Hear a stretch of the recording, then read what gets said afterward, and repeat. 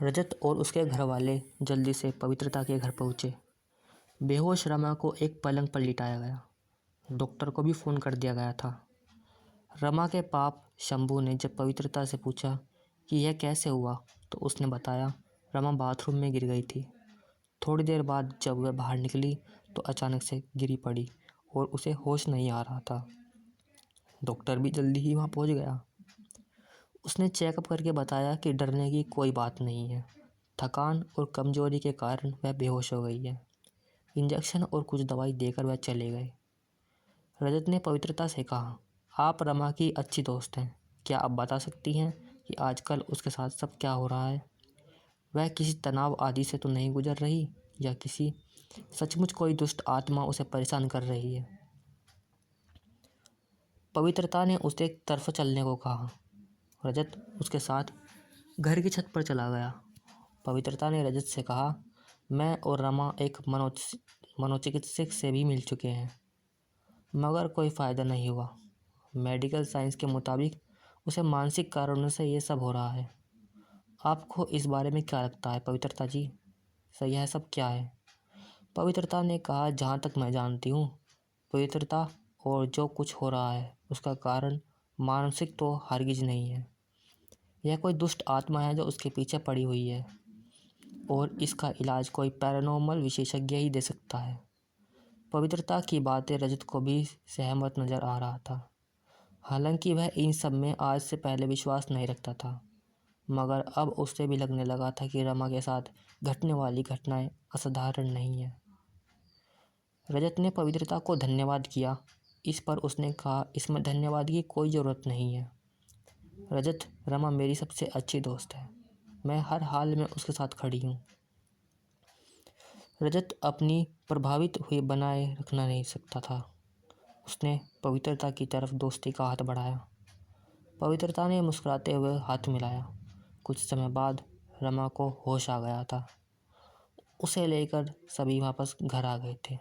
कुछ समय बाद रजत ने अपने एक दोस्त रमन को फ़ोन किया और किसी तांत्रिक का पता पूछा, क्योंकि रमन भूत प्रेतों पर विश्वास करता था और उसे एक बार उसने बताया था कि छोटे भाई को इसी तरह की समस्या हुई थी जैसे रमा के साथ हो रही थी। उसने अपने भाई का इलाज किसी तांत्रिक से कराया था। रमन ने शाम तक उसका पता और फ़ोन नंबर का देने का वादा किया था। जब रमा कुछ सामान्य सी हुई तब रजत ने उससे पूछा, तुम्हें क्या हुआ था रमा? तुम अचानक बेहोश कैसे हो गई थी? रमा ने बताया, जब मैं बाथरूम से बाहर निकली तो मुझे ऐसा लगा कि किसी ने मेरे पीछे से कंधे पर हाथ रखा हो। मैं एकदम बहुत डर गई थी और उसके बाद मेरी आंखों के सामने अंधेरा सा छा गया। बाद में क्या हुआ मुझे कुछ नहीं पता, लेकिन मैं इतना ज़रूर जानती हूँ, कोई है जो मेरा पीछा करता है, मुझे बार बार अपनी मौजूदगी का एहसास करवा रहा है। उसकी बात सुनकर रजत ने, तुम चिंता मत करो रमा, सब ठीक हो जाएगा। बस तुम अपने आप को थोड़ा मजबूत रखना, क्योंकि डर इंसान को कमज़ोर बना देता है। रात का खाना खाकर सभी अपने अपने कमरे में चले गए। रात के 10 बज रहे थे, मगर रजत को बिल्कुल भी नींद नहीं आ रही थी। उसके दोस्त रमन ने तांत्रिक से बात कर ली थी और कल ही रमा को वहाँ लाने का कार्यक्रम बना लिया था। सहसा उसे आभास हुआ कि उसके कमरे के सामने से कोई गुजर रहा है और रमा के कमरे की ओर गया है। अभी इस घटना को कुछ ही मिनट गुजरे थे कि उसने कानों में किसी आदमी की हंसने की आवाज़ पड़ी। वह जल्दी से उठा और रमा के कमरे की ओर चल पड़ा।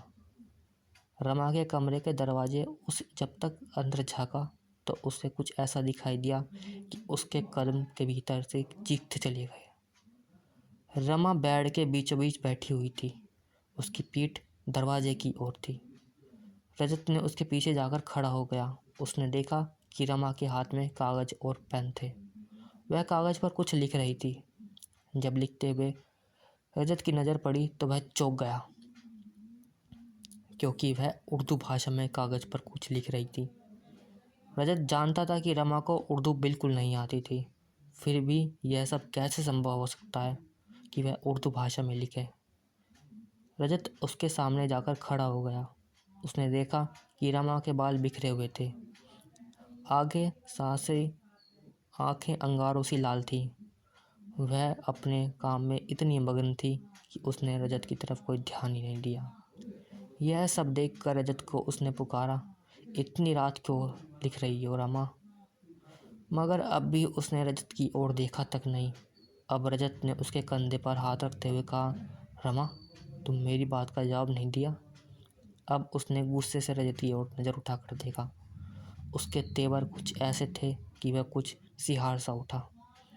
उसे यह महसूस हुआ कि जैसे रमा उसे पहचानती ही ना हो। मैं रमा नहीं हूँ बच्चे। अचानक उसके मुंह से एक भारी मर्दाना आवाज़ निकली, बल्कि उसकी मौत हूँ। मैं इसके अपने साथ लेकर रहूँगा। उसके मुंह से यह सुनकर डर गया रजत। होश में आया, अहो रमा, तुम क्या कर रही हो? फिर ये गुर्राई, वह मेरे और इस लड़की के बीच नहीं आती तो ठीक रहेगा, वरना इसका अंजाम भुगतने के लिए तैयार रहना। अब रजत वहाँ से बाहर निकला और जाकर चाचा चाची को जगाया। वे दोनों रात रजत के पीछे पीछे रमा के कमरे की तरफ चले गए। मगर जब वह वहाँ पर पहुँचे तो वह सब हैरान रह गई, क्योंकि वह अपने कमरे में नहीं थी। घर के सामने कमरों में जाकर वे तीनों रमा को ढूंढने लगे। बाहर लान में खड़े रजत को एक परछाई सी नजर आई। जब उसने सिर उठाकर ऊपर की तरफ देखा तो वह सहम गया, क्योंकि रमा छत के किनारे पर खड़ी थी और उसके हाव भाव से लग रहा था कि वह छत से नीचे कूदने वाली है। रुक जाओ रमा, चिल्लाया रजत, मगर उसे चीखने पर कोई भी ध्यान नहीं था। तब रजत जल्दी से सीढ़ियाँ चढ़ता हुआ ऊपर की तरफ भागा। वहाँ पहुंचकर उसने रमा को पीछे से पकड़ा, वापस खींचा। पीछे पीछे शंभू और मंगला चाची भी पहुंच चुके थे। ऐसा लग रहा था कि जैसे कोई अदृश्य ताकत उसे हावित हो, जो कि उसकी जान लेना चाहती हो। किसी तरह उसे पकड़कर नीचे लाया गया, मगर रास्ते ही में वो फिर से बेहोश हो गई। बाकी की रात सभी ने उसके पास बैठकर काटी। रजत यह सोचकर सिरा उठा था कि अगर उसकी नज़र छत पर खड़ी रमा पर नहीं जाती तो पता नहीं क्या अनर्थ हो जाता। अभी वह कुछ ऐसा सोच ही रहा था कि उसकी नज़र बेहोश रमा पर गई और वह चौंक पड़ा, क्योंकि रमा का चेहरा काला पड़ चुका था और बेहोशी की हालत में उसके मुंह से गुर्राहट निकल रही थी।